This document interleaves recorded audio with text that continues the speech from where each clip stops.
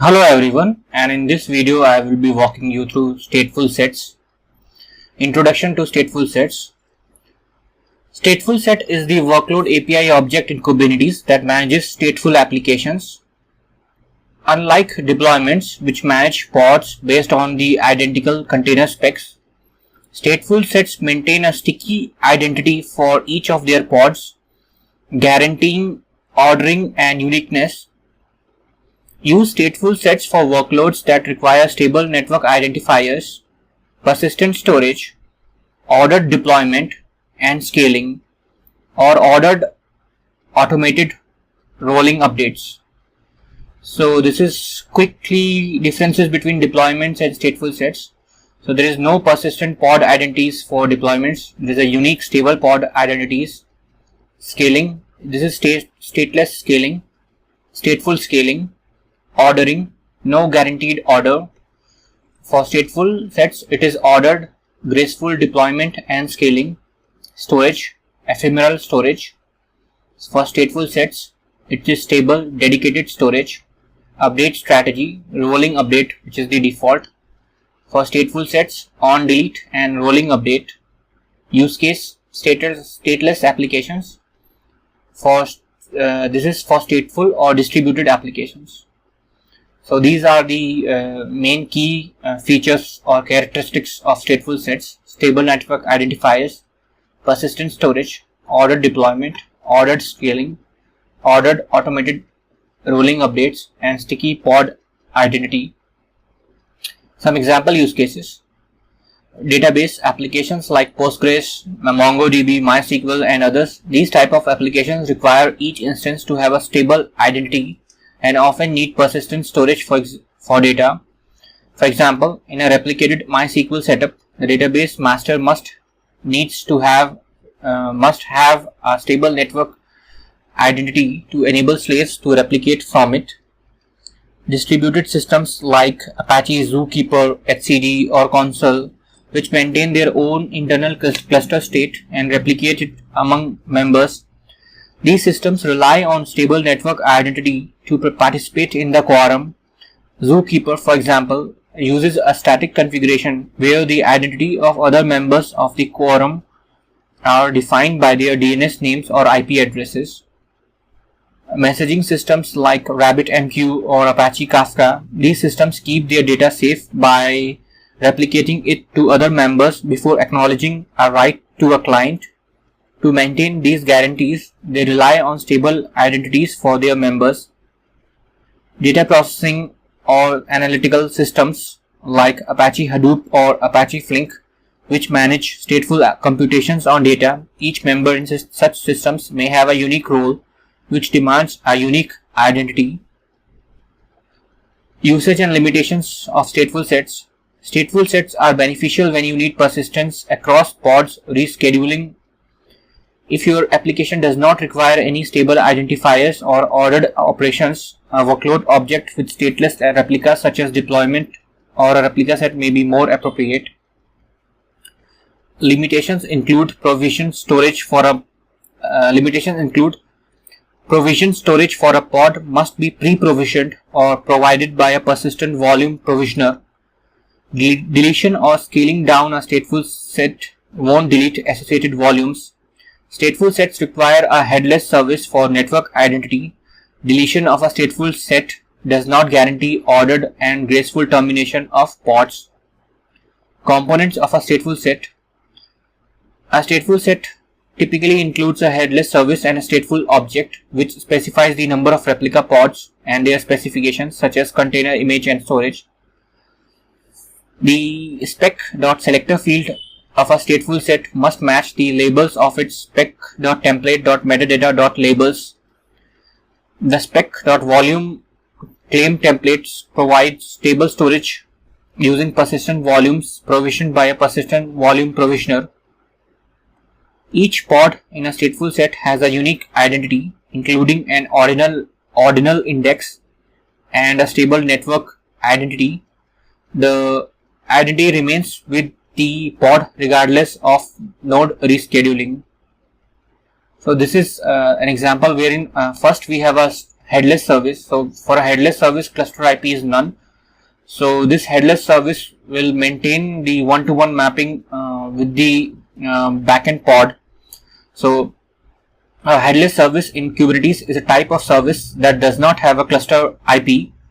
The main function of a regular service in Kubernetes is to provide load balancing across a set of pods that match a label selector, which is done by providing a stable IP, which is cluster IP, that routes traffic to the backend pods. However, there are cases where you don't need or want load balancing and instead need a way to discover the individual pods, which all have their own IP. This is where a headless service comes into play. When a service is defined as headless, which is done by setting the spec.clusterIP to none, this part, instead of it being given a cluster IP, kubedns or whatever DNS service is running within the cluster will return the individual pod IPs directly. Also, it allows developers to interface directly with the pods instead of proxy, allowing more direct control over traffic patterns. This is particularly useful for stateful applications and distributed systems that require a unique network identity for individual pods. An example of this is StatefulSets, which we are learning about, which often uses a headless service for this purpose. And next we have a stateful set. So you can just kind equal to stateful set, and you can give any name. And this selector match labels must match template metadata labels app. So this one is Nginx, and there must be a service name Nginx which is matching with the service name headless service. So this must match metadata name and the service name. So that's why we have to create a headless service. Then you can specify whatever number of replicas you want and other settings like minimum ready seconds. And you can, this one is for matching the pod, this and this must match. And then you have termination grace period seconds. And then you have a container image on which port it's serving the traffic and other things. And last thing, for stateful storage, we have something called as volume claim templates. And then you can define the persistent volume claim PVCs, and this must match. So there must be persistent volume claims, and this, in this case, is access mode, read write once, and storage class name. So this must be existing. And resources, it's asking for 1 gigabyte.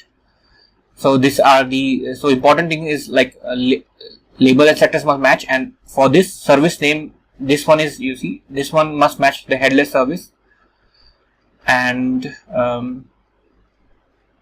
that's and containers and all other things are and the kind must be stateful set. So this is the only difference with deployment. And this part, volume claim templates, must exist so that it can bind to a persistent storage for statefulness fullness. Okay, pod identity and storage in stateful sets. Each pod derive its host name from the stateful set's name and its ordinal. So ordinal is like order. So basically ordinal word is like order, and it starts with 0, 1, 2. So each pod has a name which is host name plus order. So -0, -1, -2 like this. The stateful set can use a headless service to control the domain of its pods, but immediate DNS lookup may not always be possible due to caching. Each pod receives one persistent volume claim PVC for each volume claim template defined in the stateful set, which we have seen in the previous example. So this will bind to a persistent volume claim. Persistent volume for each volume claim template defined in the stateful set.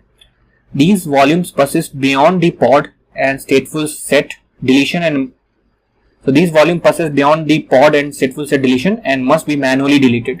So important point to remember, because if you delete also the storage must remain. That's why it must be manually deleted, so it does not get automatically deleted. When creating a pod, the stateful set controller adds a label which is something like statefulset.kubernetes.io/pod name. that is set to the pod's name, which enables you to attach a service to a specific pod in the stateful set. Okay, understanding deployment and scaling guarantees in stateful sets. Pods in a stateful set with n replicas are created in sequence from 0 to n-1. So let's say you have 3 replicas.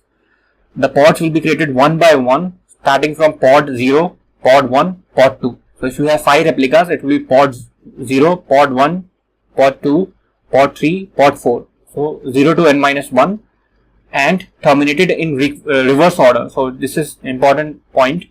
So termination, if you delete a stateful set, the termination will happen in the reverse direction. So it will be like 4, 3, 2, 1, 0. So pod will be deleted one by one and it will wait for one to get deleted, and same for created. So it will wait for one pod to be created and same for the terminated. A scaling operation is only applied to a pod when all its predecessors are running and ready. Likewise, a pod isn't terminated until all its successors are fully shut down. The stateful set should not have a pod.spec.termination grace period seconds set to 0, because this practice is unsafe and discouraged, as it can lead to force deleting stateful set pods. So this is how it gets created. So pod 0 gets created first, and then pod 1 followed by pod 2, and then finally pod n-1, depending on number of replicas. And when you terminate, it's in the reverse direction. So this gets deleted, then this and this. And for scaling, pod 0, it waits for running and ready, and then scaling starts, and then pod 1 starts scaling up. And same for termination, it's in reverse direction. Pod 2 status not ready, pending, so this will get terminated. So termination starts after pod 2 shut down. So this gets shut down, and then pod 1 will get shut down. Okay, pod management policies in stateful sets. Ordered ready pod. So this is the name of a policy. Ordered ready pod management is the default policy for stateful sets.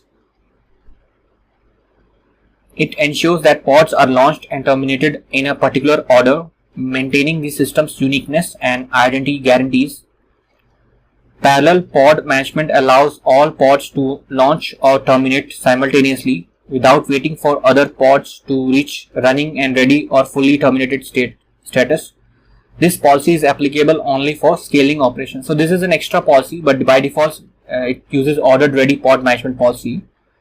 So ordered ready is, which we have seen, pod 0, pod 1, and same for terminated. But there is another policy, parallel pod management, but it's only for scaling operations. And update strategies for stateful sets. When set to on delete, this is for update strategies. So when set to on delete, the stateful set controller does not automatically update the pods. Instead, users have to manually delete pods to trigger creation of new pods reflecting any modifications.